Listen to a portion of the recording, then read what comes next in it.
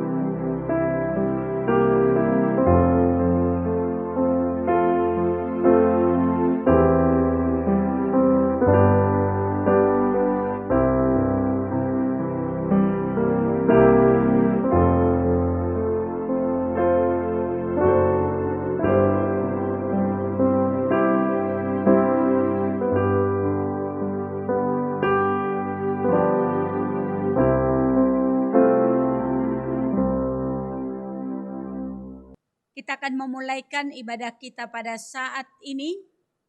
Kebaktian Minggu 15 November 2020. Kita mulai dengan pengakuan pertolongan bagi kita datangnya dari pihak Allah yang menjadikan langit dan bumi. Turunlah atas kita kasih karunia, rahmat dan damai sejahtera dari Allah Bapa dan Tuhan kita Yesus Kristus serta Allah Roh Kudus. Amin. Dengarkanlah firman Tuhan yang menuntun kita untuk memasuki ibadah di pagi hari ini, diambil dari Yohanes pasal yang ketiga, ayat yang ke-36. Demikianlah firman Tuhan. Barang siapa percaya kepada anak, ia beroleh hidup yang kekal. Tetapi barang siapa tidak taat kepada anak, ia tidak akan melihat hidup, melainkan murka Allah tetap ada di atasnya. Bapak Ibu, kita memuji Tuhan, kita menaikkan pujian, membesarkan namanya dari pujian, terpujilah nama Allah.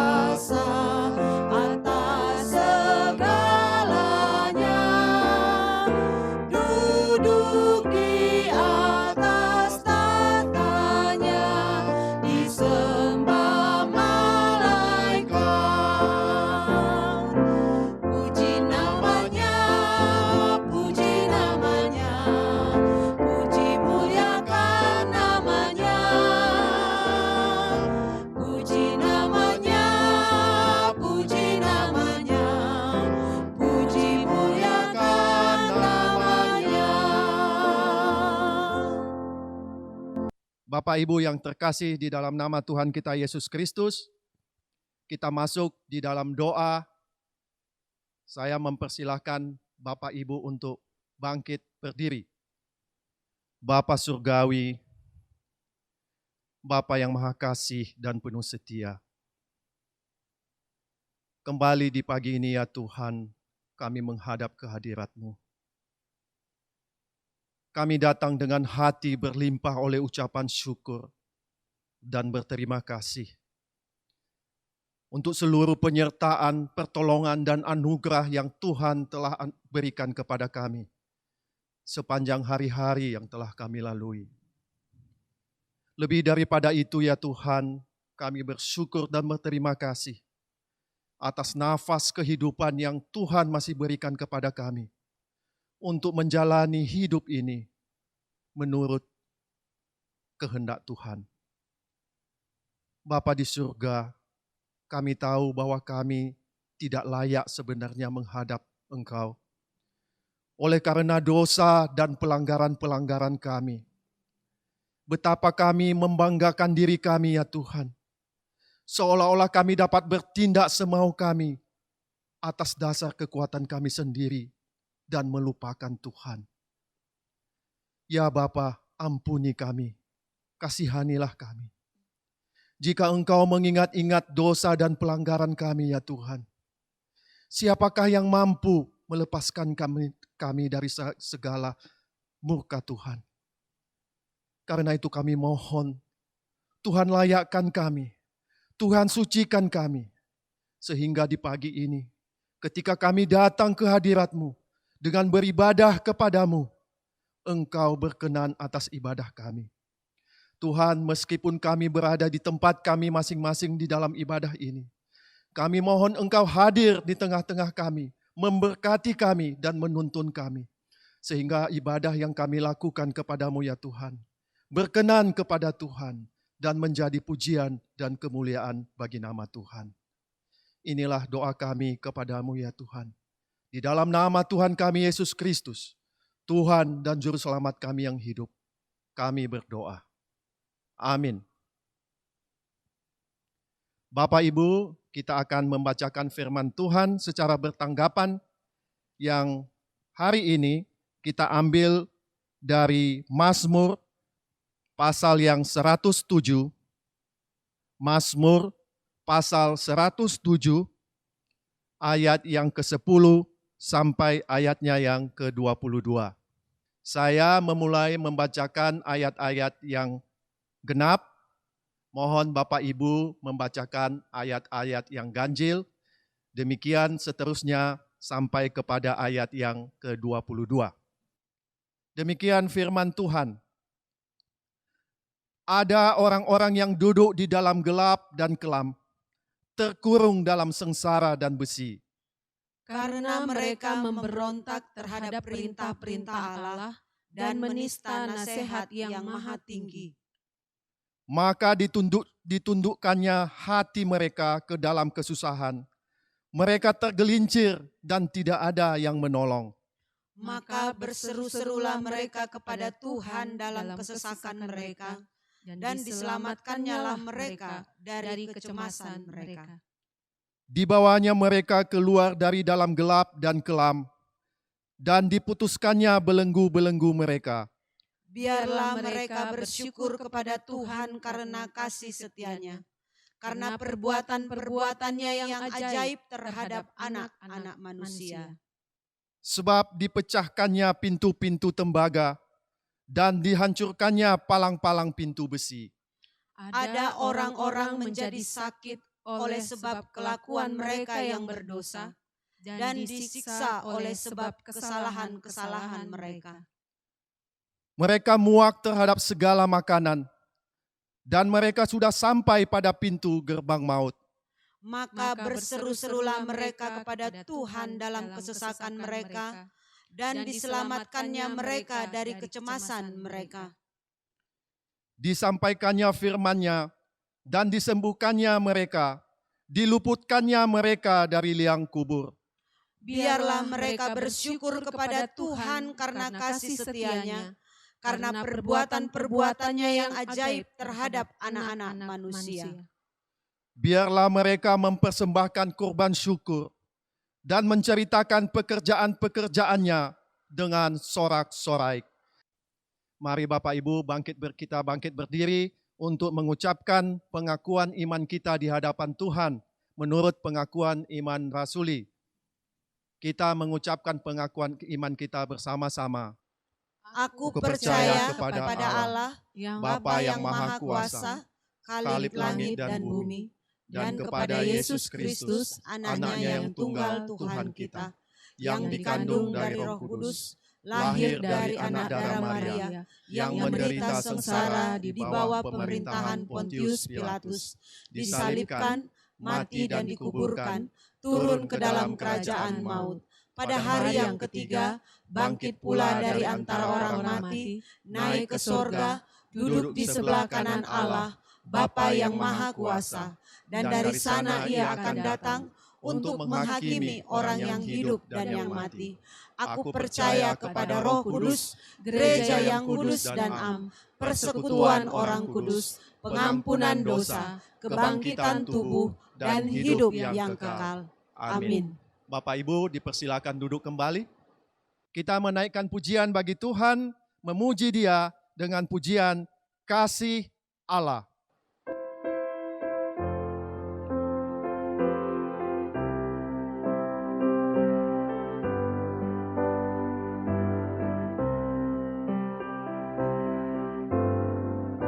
Kasih Allah amat besar, yang tak dapat kulukiskan, lebih tinggi dari bintang, lebih dalam dari lautan.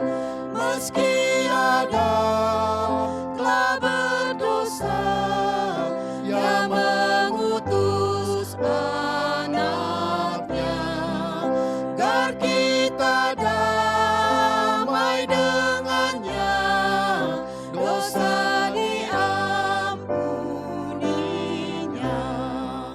Kasih Allah tak terduga, tinggi, dalam, dan luas, tetap teguh, tak berubah, sampai selama-lamanya.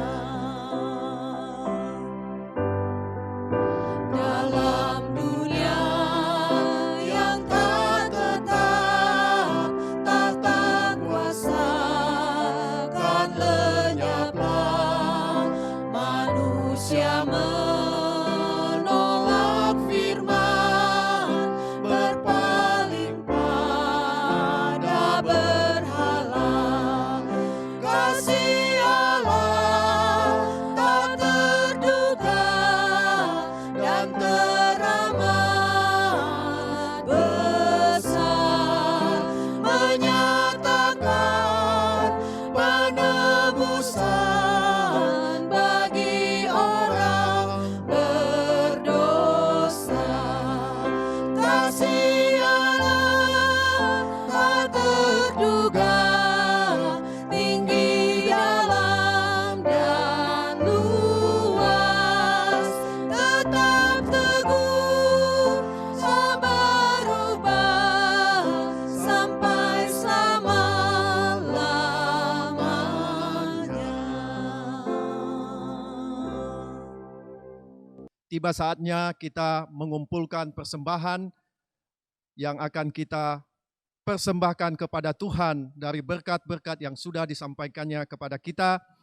Sambil persembahan dijalankan di dalam rumah tangga kita, kita menaikkan pujian dari pujian betapa kita tidak bersyukur.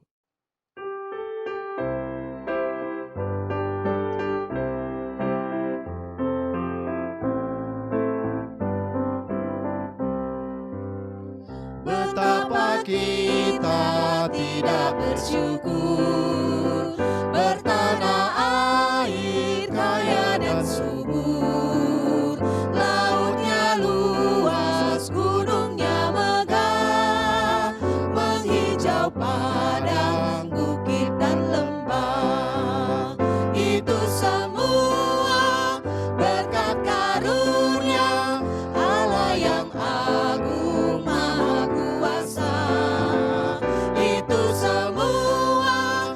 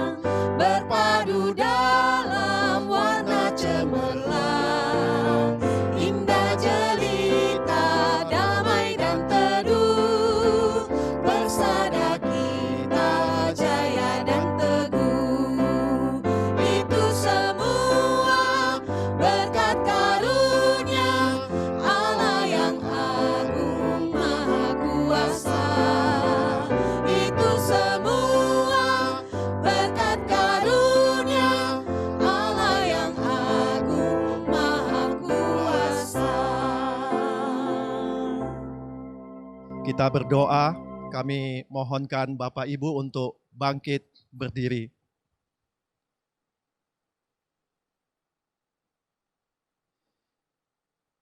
Ya Tuhan Allah kami,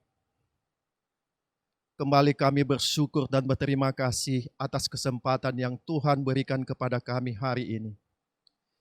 Di dalam kesempatan ibadah ini, Tuhan memberi kami waktu untuk memberikan persembahan kepadamu, berupa berkat yang Tuhan telah limpahkan kepada kami di dalam pekerjaan dan apapun yang kami lakukan di dalam kehidupan kami.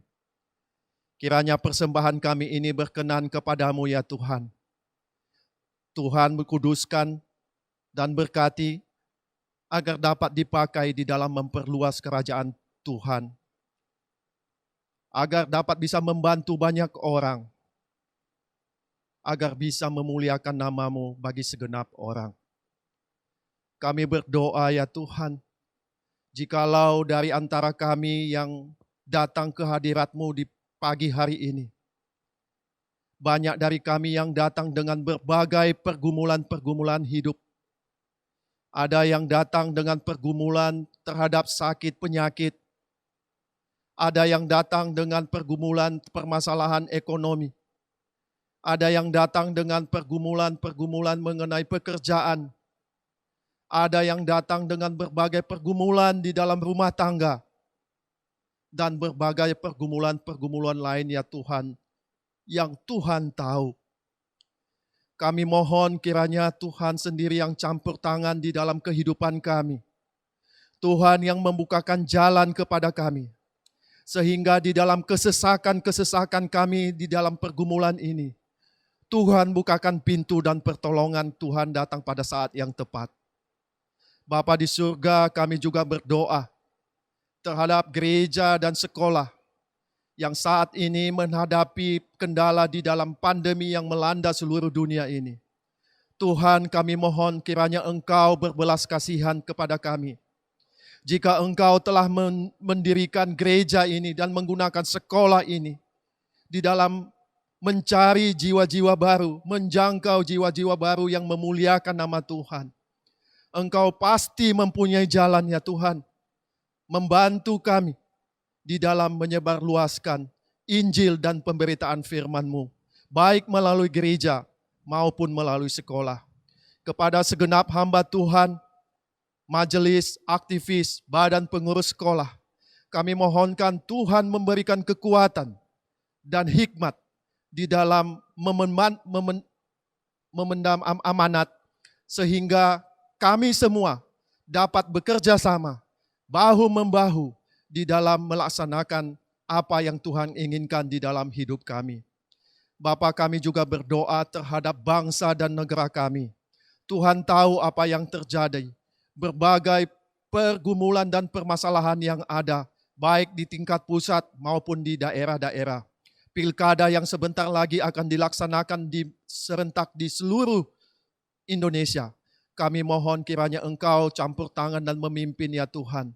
Jika Engkau berkenan ya Tuhan, maka pilkada ini, pemimpin-pemimpin yang Tuhan setujui akan menjadi berkat bagi kami dan akan menjadi berkat bagi orang-orang di dalam memuji dan memuliakan Engkau. Tuhan, inilah kami di hadapan-Mu. Pakailah kami di dalam setiap kesempatan untuk menjadi hormat, pujian, dan kemuliaan bagi nama Tuhan. Di dalam nama Tuhan kami Yesus Kristus, kami berdoa dan mengucap syukur. Amin. Bapak Ibu yang terkasih di dalam nama Tuhan kita Yesus Kristus, hari ini kita bersyukur bahwa firman Tuhan akan dilayani oleh Bapak Pendeta Nur Cahyo dari Gereja Kristen Kalam Kudus Jayapura. Kami segenap hamba Tuhan dan jemaat Gereja Kristen Kalam Kudus Medan mengucapkan terima kasih, pujian kepada Tuhan yang memperkenankan Bapak bisa melayani bersama dengan kami. Dan sambil firman Tuhan akan disampaikan, kita menaikkan pujian dari pujian Ya Tuhan Tiap Jam.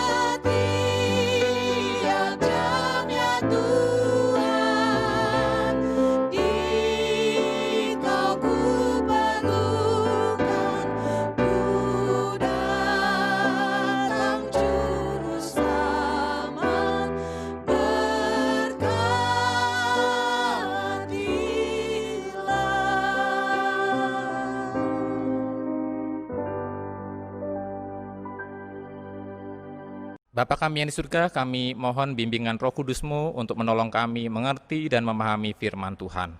Lebih dari itu, ajar kami tidak hanya menjadi pendengar dan penikmat firman saja, tapi juga menjadi pelaku dalam kehidupan kami sehari-hari.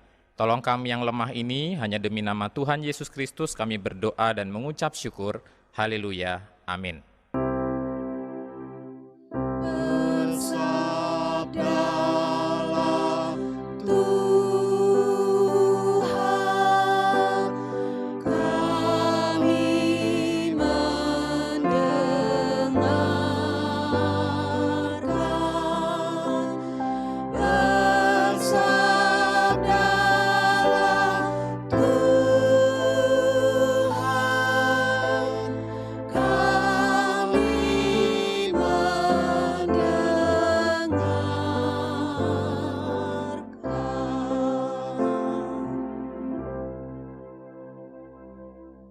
Jemaat yang dikasihi Tuhan, kita akan bersama-sama merenungkan bagian firman Tuhan di dalam satu tema kabar yang menunggang balikkan dari Yunus pasal yang ketiga. Ada seorang tokoh reformator bernama John Calvin, ya, menulis dalam bukunya yang terkenal Institutio, dalam bagian pertama bukunya, dia mengatakan bahwa tanpa pengenalan diri tidak ada pengenalan tentang Allah. Sebaliknya tanpa pengenalan tentang Allah tidak ada pengenalan tentang diri. Nah, Bapak Ibu, saudara-saudara jemaat yang dikasihi Tuhan, karakter Allah menjadi sesuatu yang sangat ditonjolkan di dalam kitab Yunus ini. Dan kitab ini menonjolkan juga bagaimana karakter umat Allah, ya, untuk ditantang juga ketika membaca kisah ini. Bagaimana sebetulnya karakter kita? Adakah kita ini menjadi umat yang juga karakternya itu merepresentasikan karakter Allah? Ataukah melalui sikap dan perilaku kita jauh dari merepresentasikan Allah? Adakah melalui sikap dan perilaku kita sungguh mengenal Allah? Ataukah melaluinya kita ternyata terbukti tidak mengenal Allah? Saudara-saudara jemaat, kitab Yunus ini unik ya, karena dibandingkan dengan semua kitab-kitab nabi lainnya, kitab-kitab nabi lainnya berisi tentang nubuatan, berita kenabian. Nah, tetapi kitab Yunus ini secara khusus bicara tentang sang nabi itu sendiri. Jadi sang nabi itu sendiri dan kehidupan sang nabi itu sendiri menjadi beritanya. Dan tugas nabi adalah berbicara untuk mewakili Allah, berbicara kepada umat. Namun apakah karakter Yunus di dalam bacaan kita hari ini menunjukkan hal itu? Nah, Bapak Ibu Saudara, apakah sikap dan perilaku Yunus memperlihatkan atau merepresentasikan Allah? Menarik karena nama Yunus itu artinya merpati, ya, lambang dari perdamaian. Kalau dalam kisah Kejadian 8 ayat 11 sampai 12, bagaimana Nuh bisa tahu bahwa Allah itu tidak lagi memurkai umatnya, berdamai dengan manusia, dia melepaskan burung merpati, ya. Dan ketika burung merpati itu tidak kembali karena sudah mendapatkan tempat hinggap di atas muka bumi, menunjukkan bahwa Allah sudah berdamai. Nah, karena itu sampai sekarang merpati menjadi lambang perdamaian, terutama merpati yang ada membawa daun zaitun di paruhnya. Tapi juga merpati melambangkan sebuah ketulusan. Ingat di dalam Matius 10 ayat 16, Yesus mengajarkan para muridnya untuk menjadi tulus seperti merpati. Nah, saudara-saudara, dan Yunus ini juga adalah disebut anak Amitai. Amitai artinya setia, asalnya dari Sebulon, bagian dari kerajaan Israel. Nah, pertanyaan kita, apakah Yunus sebagai umat Allah sungguh memperlihatkan karakter Allah sebagaimana arti namanya sendiri? Apakah dia berjiwa pendamai dan tulus dan juga seorang anak kesetiaan? Nah, Yunus ini hidup sejaman dengan Nabi Amos di zaman seorang raja Israel yang sangat jahat, yaitu Raja Yerobeam kedua di kerajaan Israel. Nah, dalam karir kenabiannya, Bapak Ibu Saudara, Yunus ini bernubuat suatu nubuat yang baik sebetulnya ya bagi Israel. Dia pernah bernubuat akan dipulihkannya wilayah Israel ya dari Hamat hingga Araba. Itu Anda bisa baca dalam 2 Raja-Raja 14 ayat 23 sampai 25. Tapi di pihak lain ya, Nabi Amos mengingatkan juga dalam Amos 6 ayat 13 sampai 14 bahwa akan ada penindasan atas Israel di wilayah yang menurut Yunus akan dipulihkan itu.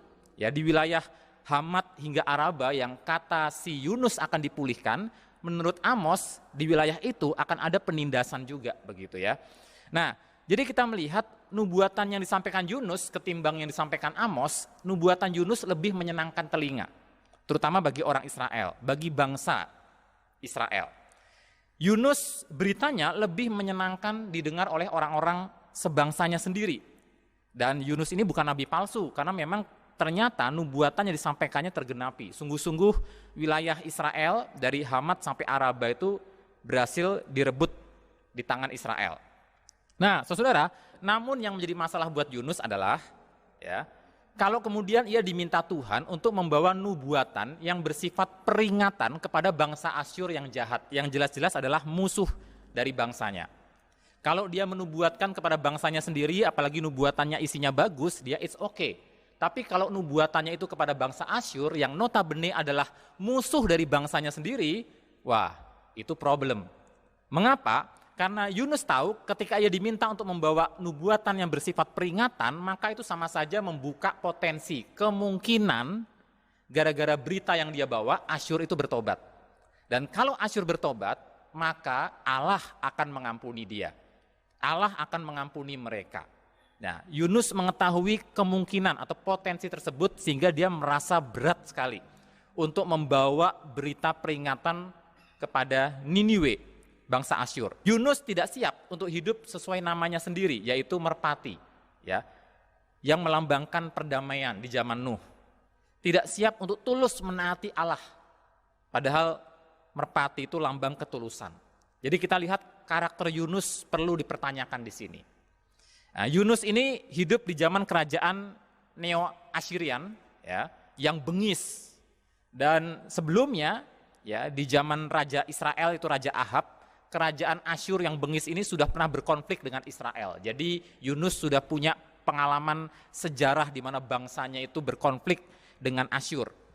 Sebelumnya juga di zaman Raja Israel yang bernama Yehu, Israel pernah begitu rendahnya menyerahkan upeti kepada Raja Asyur.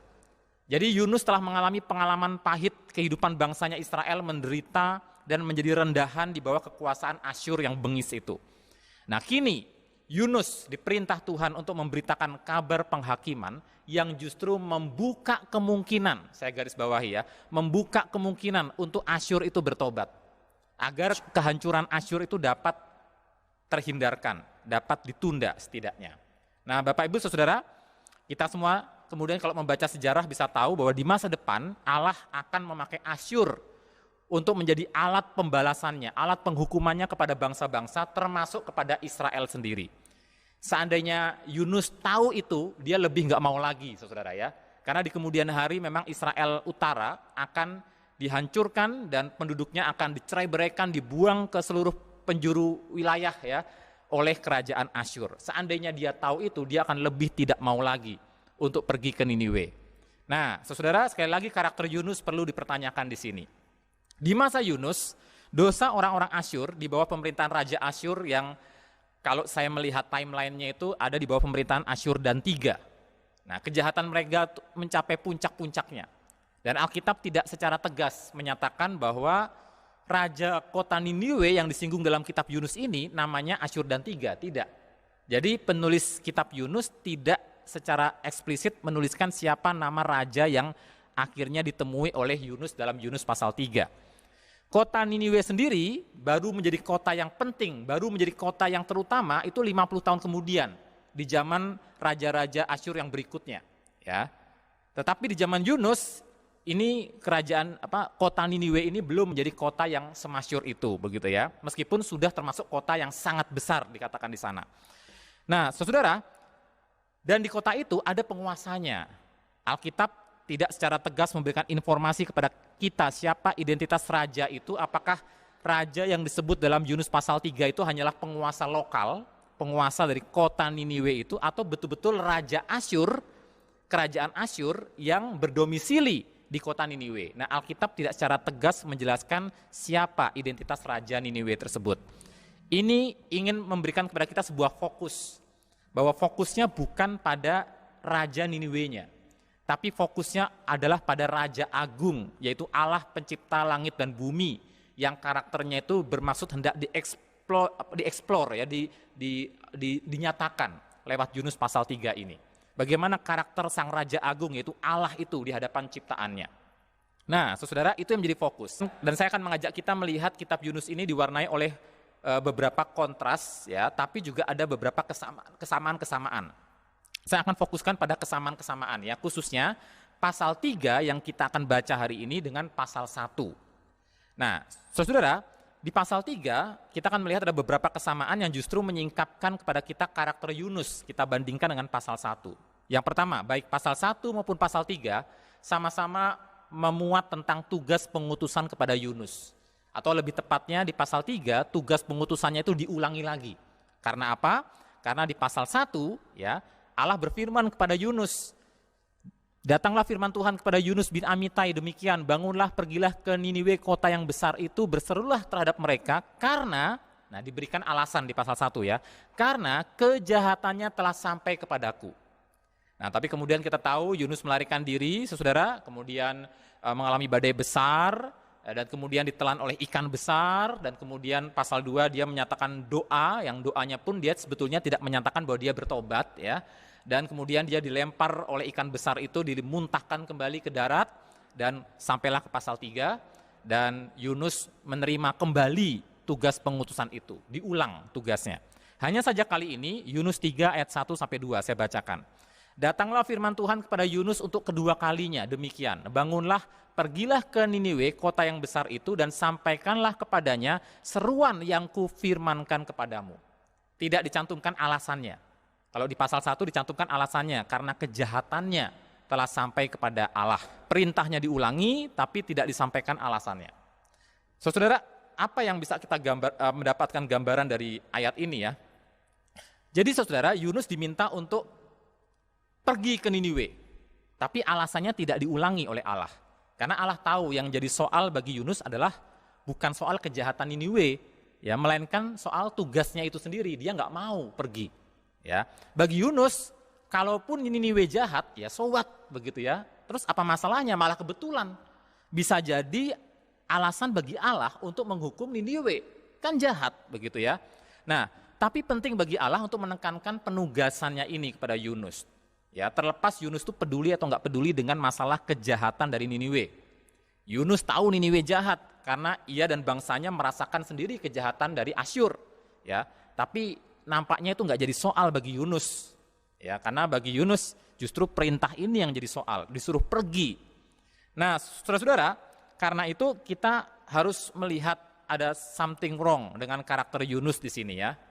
Yunus mendapatkan satu perintah untuk menyebarkan kabar penghakiman kepada Niniwe, dan itu menjadi masalah buat Yunus. Ya. Nah, saudara, jadi karakter Yunus perlu dipertanyakan sekali lagi di sini ya.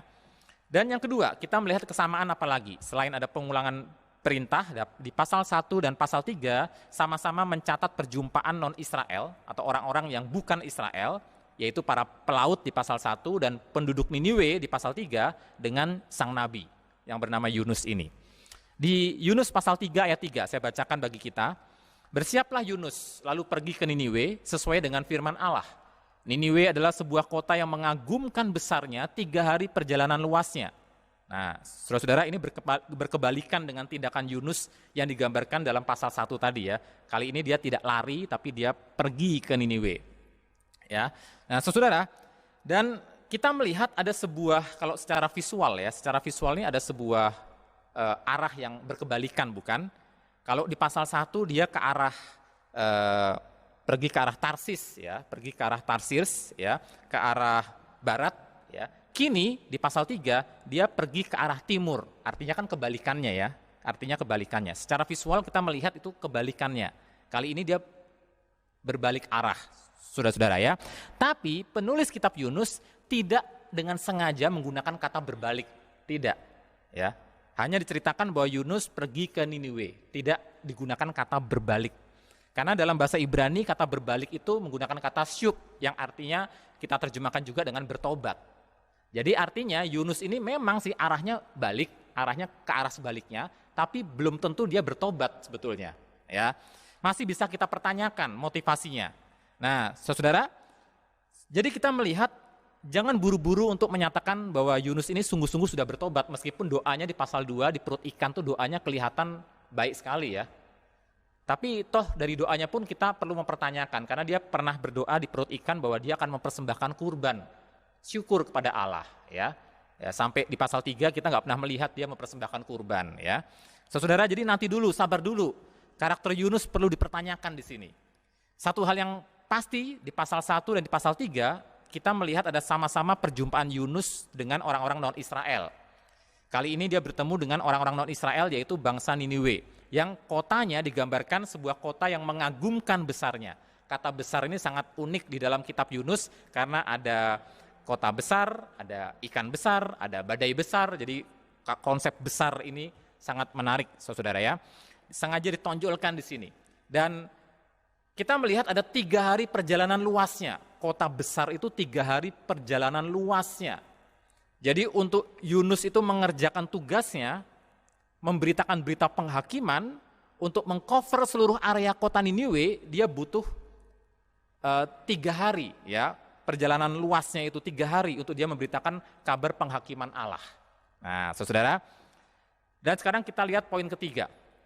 Baik pasal 1 maupun pasal 3 sama-sama memperlihatkan sebuah kontras, ya, sebuah pertentangan antara kerendahan hati non-Israel, kerendahan hati orang Niniwe, kerendahan hati para pelaut di pasal 1 ya, dengan karakter Yunus. Ya, kita perlu pertanyakan, Yunus ini rendah hati enggak sih? Kok malah beda sekali dengan orang-orang non-Israel itu ya? Nah, di pasal 1 dicatat respon Yunus ketika badai besar terjadi. Yunus 1 ayat 12, sahutnya kepada orang-orang di kapal, ya, ketika badai besar terjadi, angkatlah aku, campakkanlah aku ke dalam laut, maka laut akan menjadi reda dan tidak menyerang kamu lagi, sebab aku tahu bahwa karena akulah badai besar ini menyerang. Saudara, Yunus mengatakan, campakkanlah aku ke laut.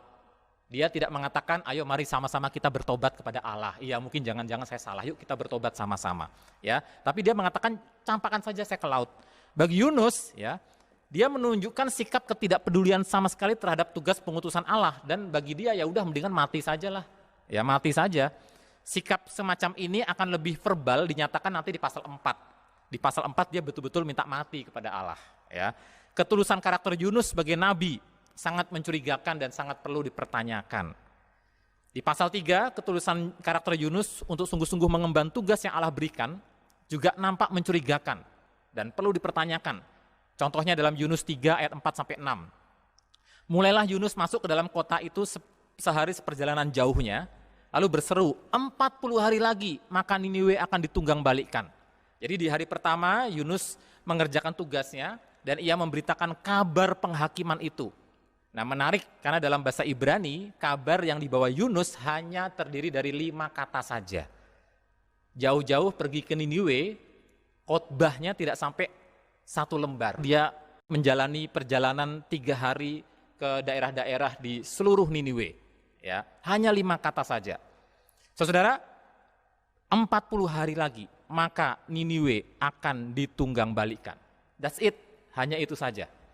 Nah, saudara, isi kabar atau khotbah singkat dari Yunus ini, kalau kita mau telaah isi khotbahnya sendiri ya, ternyata ada juga beberapa hal yang perlu kita pertanyakan ya. Contohnya, ternyata di dalam teks-teks kuno yang berbahasa Ibrani, yang berasal dari abad kedua Masehi dan juga naskah-naskah berbahasa Latin seperti Vulgata, memang ditulis 40 hari lagi Niniwe akan ditunggang balikkan. Tetapi di dalam naskah-naskah kuno Perjanjian Lama yang berbahasa Yunani seperti Septuaginta misalnya ya, dan juga naskah-naskah kuno berbahasa Latin yang lain dan juga naskah-naskah berbahasa Arab, dinyatakan 3 hari lagi Niniwe akan ditunggang balikkan. Jadi yang betul yang mana? Naskah yang mana yang betul?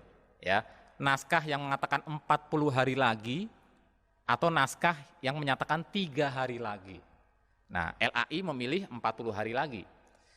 Jika yang terjemahan yang kita terima adalah 40 hari, maka itu juga bukan waktu yang sembarangan, karena di Alkitab angka 40 memiliki makna penting dan nyata dalam beberapa peristiwa. Misalnya, air bah meliputi bumi 40 hari. 40 hari 40 malam Musa bertemu Allah di Gunung Sinai. Orang Israel mengembara di padang gurun 40 tahun. Para pengintai diutus Musa menghabiskan waktu 40 hari menyelidiki tanah Kanaan. Yesus berpuasa 40 hari, 40 malam di padang gurun. Dan setelah kebangkitannya, Yesus menghabiskan waktu 40 hari bersama murid-murid. Jadi tidak heran kalau seorang pendeta bernama Pendeta Robert M. Solomon itu menulis bahwa periode 40 hari ini bisa dikaitkan dengan beberapa makna ya, tetapi umumnya dipandang sebagai sebuah masa ujian.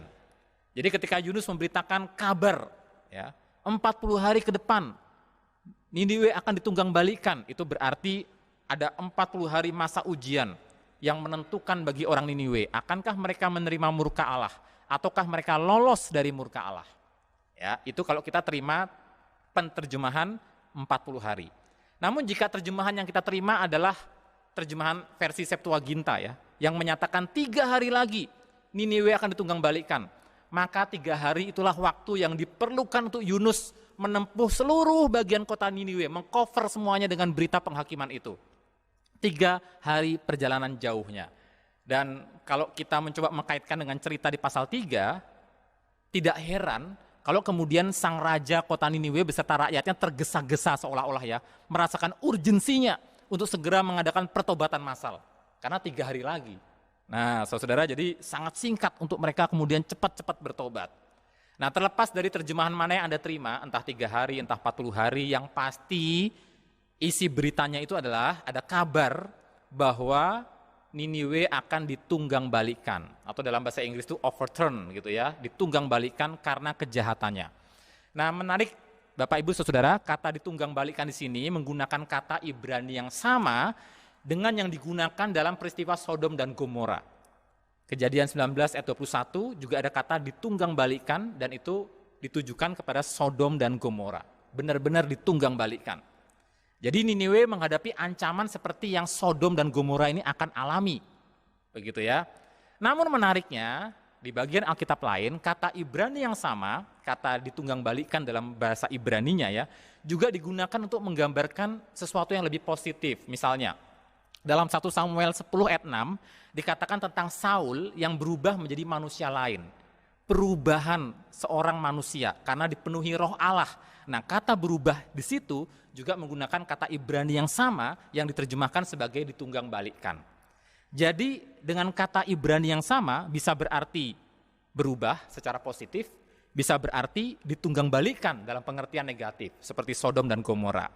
Nah, saudara, ini penting karena nanti akan berkaitan dengan pembahasan kita selanjutnya. Namun kembali kepada karakter Yunus, jelas karakter Yunus dalam pasal 3 ini menimbulkan kecurigaan karena khotbah Yunus sangat singkat sekali, cuma 5 kata. Menimbulkan pertanyaan buat kita ya, kenapa Yunus tidak menjelaskan tentang siapa Allah yang mengutusnya, bahwa Allah itu adalah Allah Yahweh, Dia, ya Sang Dia.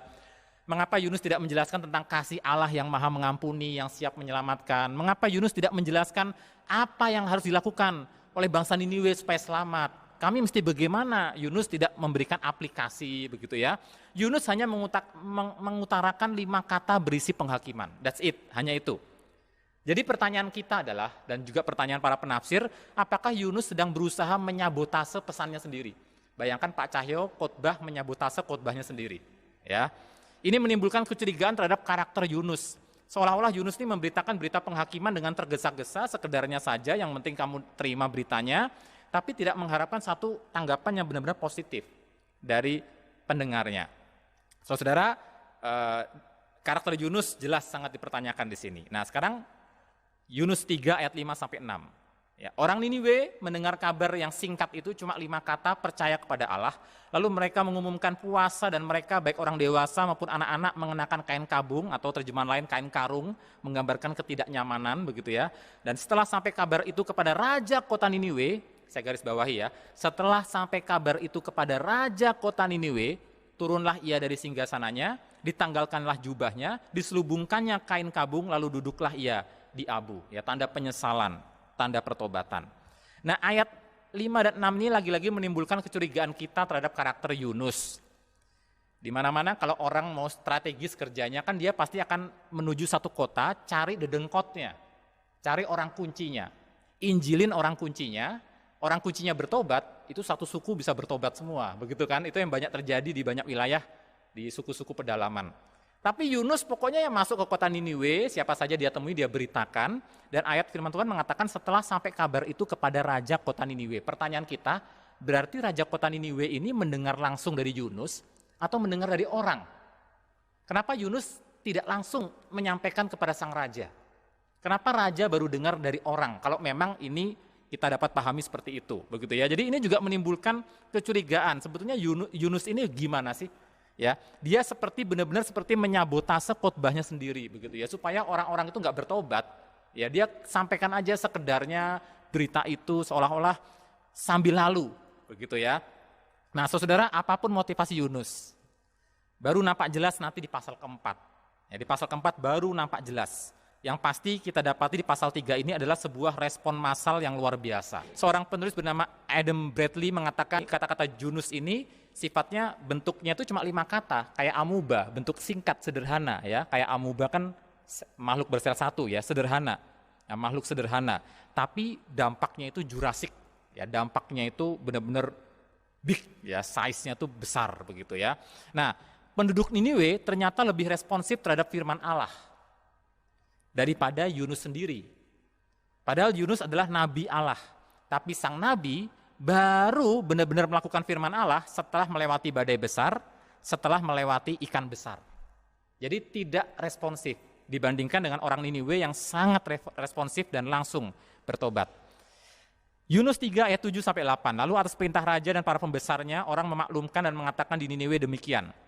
Manusia dan ternak, lembu sapi dan kambing domba tidak boleh makan apa-apa, tidak boleh makan rumput dan tidak boleh minum air.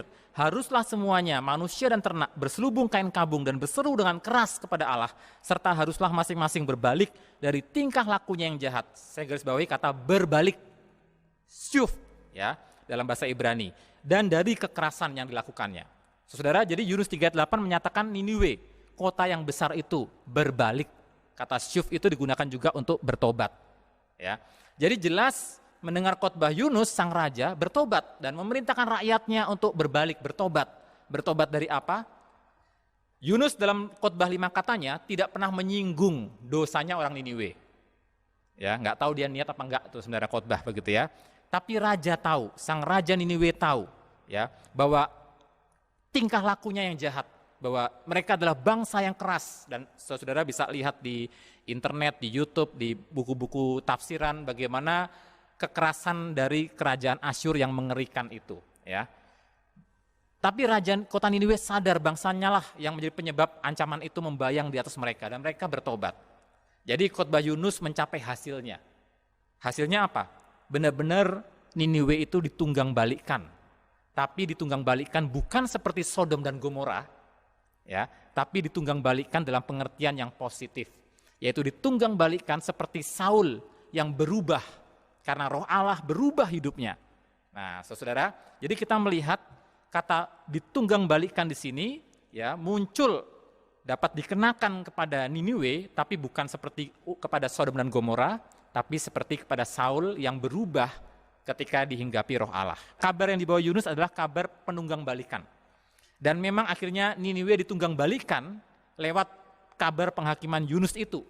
Tapi mereka ditunggang balikan dalam pengertian positif, yaitu mereka berubah arah dari kehidupan yang jahat kepada sikap perendahan hati di hadapan Allah. Sebuah perubahan yang sangat tidak diharapkan oleh Yunus, dan itu terlihat di Yunus pasal 4, karena di Yunus pasal 4 Yunus ngambek gara-gara terjadi penunggang balikan dalam pengertian yang positif ini. Kabar penghakiman Yunus menjadi kabar yang menunggang balikan, tapi bukan dalam pengertian yang negatif. Nah, saudara, Yunus 3 ayat 9, ya, siapa tahu, kata raja kota Niniwe, siapa tahu, mungkin Allah akan berbalik dan menyesal, serta berpaling dari murkanya yang menyala-nyala itu, sehingga kita tidak binasa. Ayat 9 ini memperlihatkan motivasi raja kota Niniwe dan rakyatnya lewat tindakan merendahkan diri itu, Bapak Ibu Saudara ya. Menarik karena ada frasa siapa tahu. Artinya apa?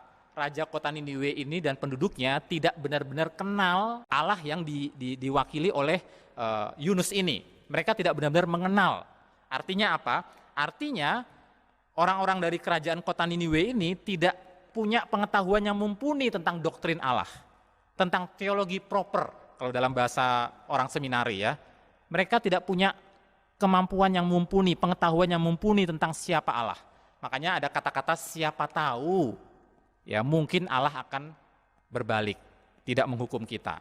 Nah, Saudara, ini menjadi sebuah ironi ya, karena kalau orang-orang Niniwe mengatakan siapa tahu, ya, Raja Niniwe mengatakan siapa tahu.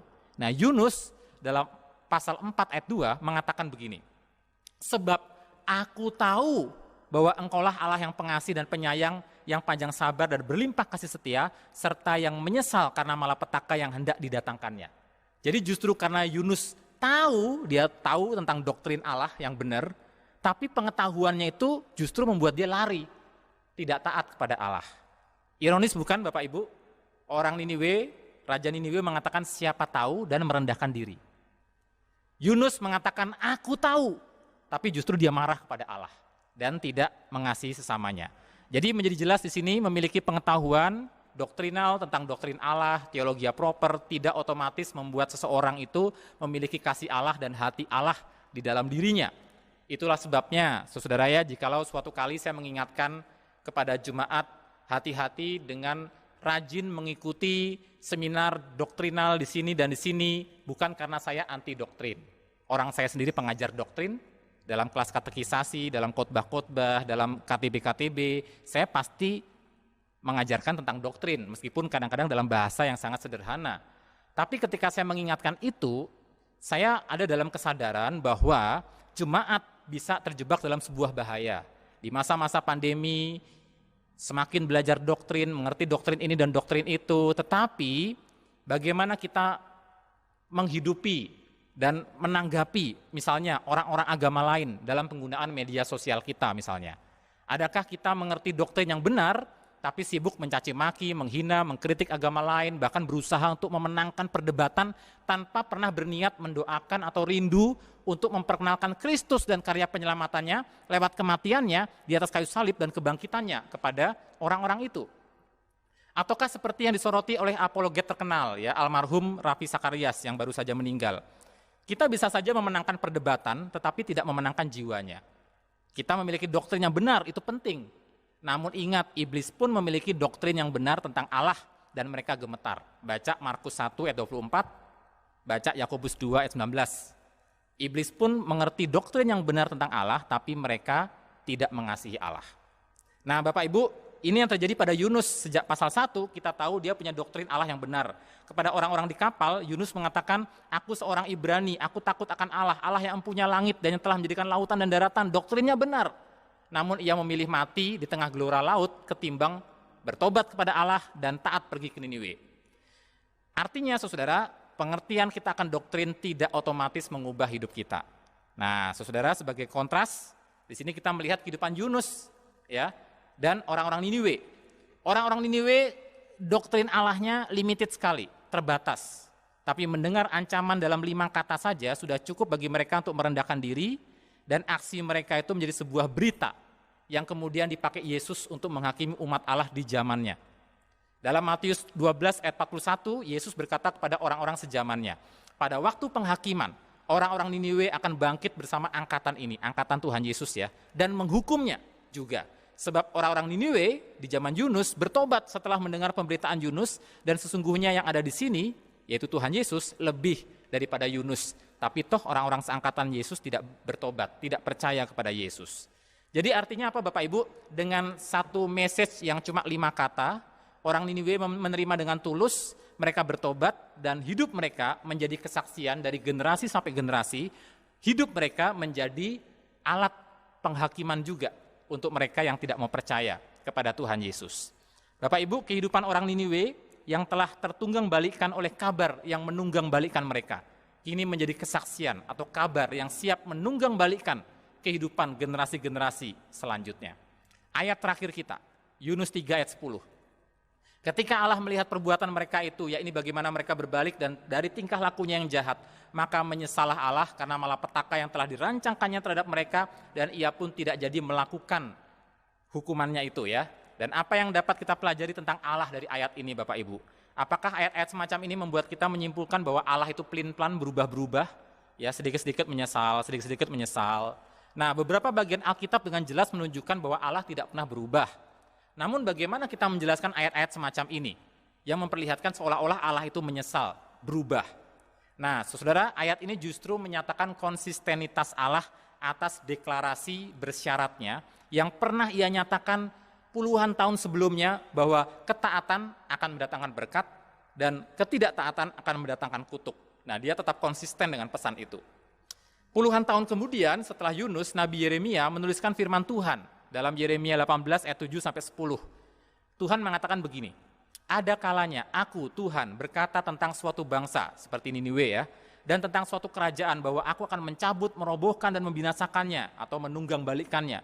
Tetapi apabila bangsa yang terhadap siapa aku berkata demikian telah bertobat dari kejahatannya, seperti Niniwe, Syuf ya berbalik, maka menyesalah aku bahwa aku hendak menjatuhkan malapetaka yang kurancangkan itu terhadap mereka.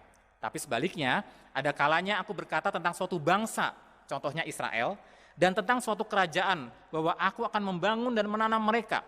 Tapi apabila mereka melakukan apa yang jahat di depan mataku dan tidak mendengarkan suaraku, maka menyesalah aku, bahwa aku hendak mendatangkan keberuntungan yang kujanjikan itu kepada mereka. Dan benar-benar akhirnya Israel mengalami pembuangan di tangan Asyur dan di tangan Babilonia. Dari ayat ini nampak bagi kita ungkapan menyesalah Allah bukan menunjukkan suatu sikap Allah terkejut dengan suatu fenomena keadaan perubahan manusiawi, bukan. Sebaliknya ungkapan ini menunjukkan antisipasi Allah akan perubahan yang terjadi pada diri manusia dan Allah telah mensyaratkan, oke manusia kamu berubah-berubah ya, tapi saya sudah menetapkan taat berkat, tidak taat kutuk, dan itu nggak pernah berubah. Maka apapun respon manusia yang berubah-ubah, termasuk Niniwe, termasuk Yunus, tidak akan lepas dari konsekuensi dua sisi itu, berkat atau kutuk, keselamatan atau hukuman. Jadi Allah tidak pernah berubah, manusialah yang berubah. Nah pertanyaannya sekarang kita berubah ke arah mana? Berubah ditunggang balikan untuk berubah kembali kepada Allah atau ditunggang balikan seperti Sodom dan Gomora. Nah itu yang menjadi soal. Saudara, pelajaran bagi kita singkat saja ada dua. Pertama, hidup Yunus adalah cermin karakter kita. Saudara, kata menunggang balikan di dalam sebuah berita yang hanya terdiri dari 5 kata.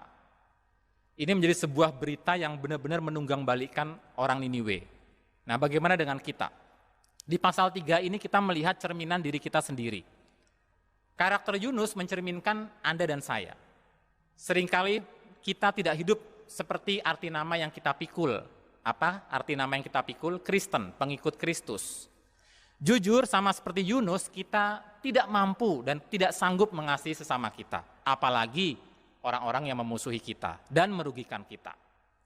Jujur, aksi-aksi pelayanan kita dan keaktifan kita melayani, baik yang kelihatan sederhana maupun yang wow sampai keliling dunia, mencurigakan dan membuat bertanya-tanya, benar nggak sih aku ini mengasihi dan mengenal Allah?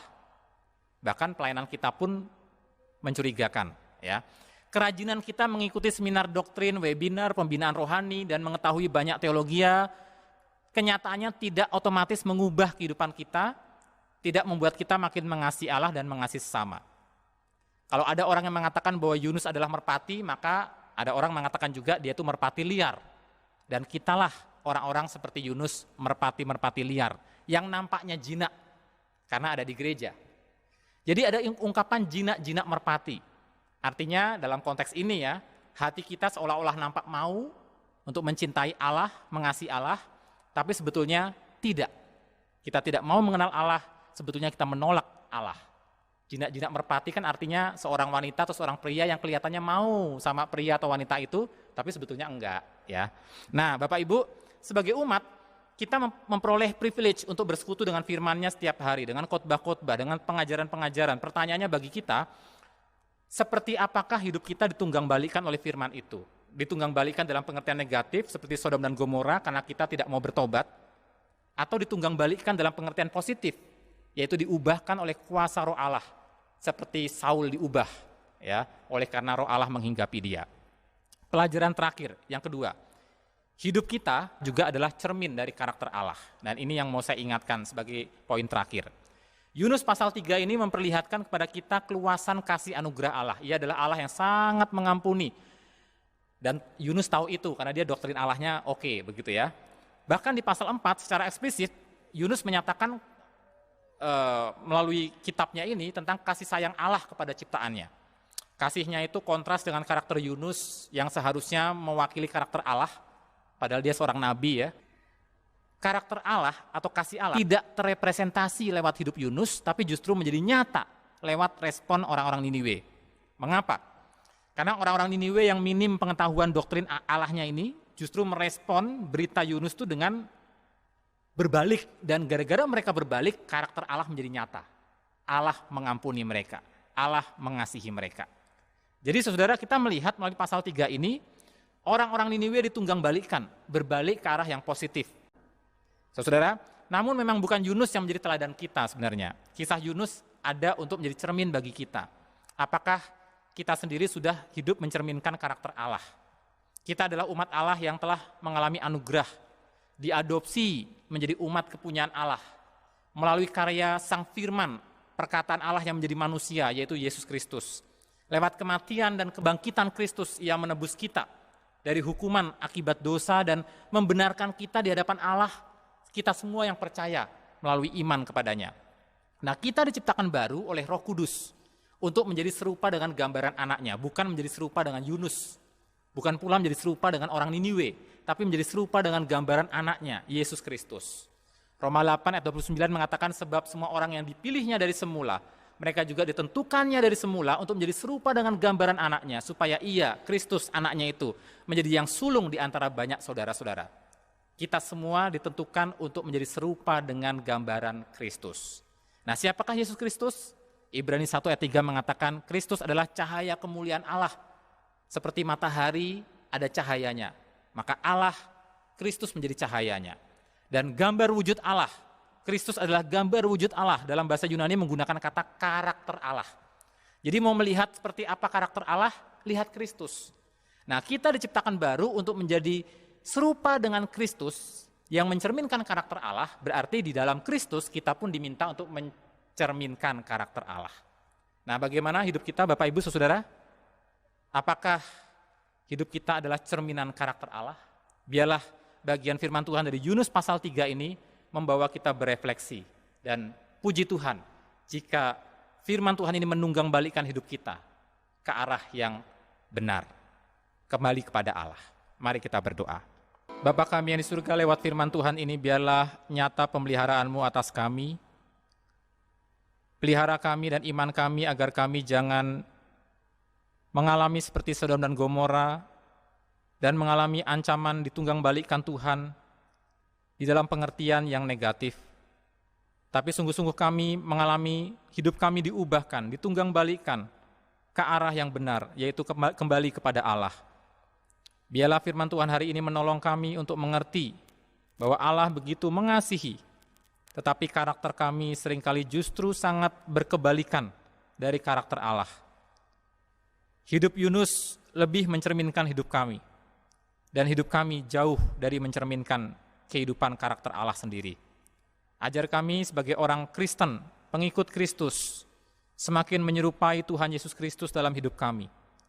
Yesus adalah karakter Allah yang sempurna. Demikian di dalam Kristus kami dimampukan untuk juga mencerminkan karakter Allah, karena kami harus menjadi semakin serupa dengan Kristus. Terima kasih Bapa, terima kasih untuk kesempatan kami mendengarkan firman Tuhan pada hari ini. Hanya demi nama Tuhan Yesus Kristus kami berdoa dan mengucap syukur. Haleluya. Amin. Jemaat yang dikasihi Tuhan, saya undang untuk bangkit berdiri. Kita akan mengakhiri ibadah kita pada saat ini. Kita akan kembalikan kemuliaan bagi Tuhan. Kita nyanyikan doksologi.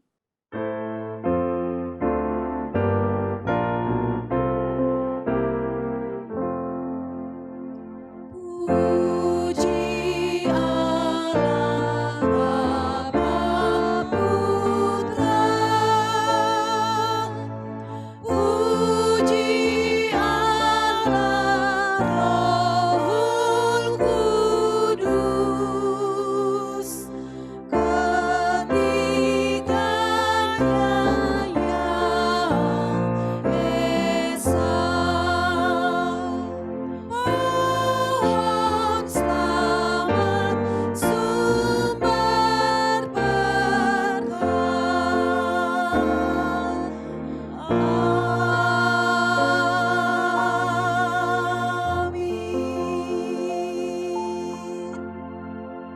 sama-sama mengucapkan doa yang diajarkan Tuhan Yesus kepada murid-muridnya. Kita ucapkan bersama. Bapa kami yang di surga, dikuduskanlah namamu, datanglah kerajaanmu, jadilah kehendak-Mu di bumi seperti di surga. Berikanlah kami pada hari ini makanan kami yang secukupnya, dan ampunilah kami akan kesalahan kami, seperti kami juga mengampuni orang yang bersalah kepada kami. Dan janganlah membawa kami ke dalam pencobaan, tetapi lepaskanlah kami daripada yang jahat, karena Engkaulah yang mempunyai kerajaan dan kuasa dan kemuliaan sampai selama-lamanya. Amin. Jemaat yang dikasihi Tuhan, kembalilah kepada kehidupan dan tanggung jawabmu yang Tuhan anugerahkan dalam hidupmu. Biarlah kebenaran firman Tuhan yang sudah kita dengarkan hari ini akan terus menguatkan, menuntun, dan mengarahkan engkau dalam kehidupanmu. Dan terimalah berkat Tuhan. Tuhan memberkati engkau dan melindungi engkau. Tuhan menyinari engkau dengan wajah-Nya dan memberi engkau kasih karunia. Tuhan menghadapkan wajah-Nya kepadamu dan memberi engkau damai sejahtera dari sekarang sampai selama-lamanya. Amin.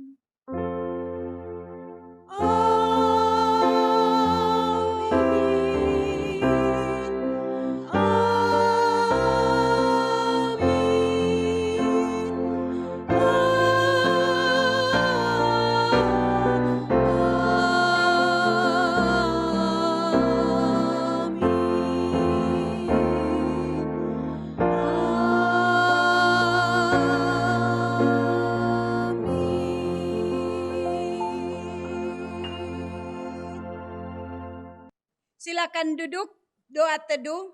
Shalom, selamat hari Minggu, Tuhan Yesus memberkati.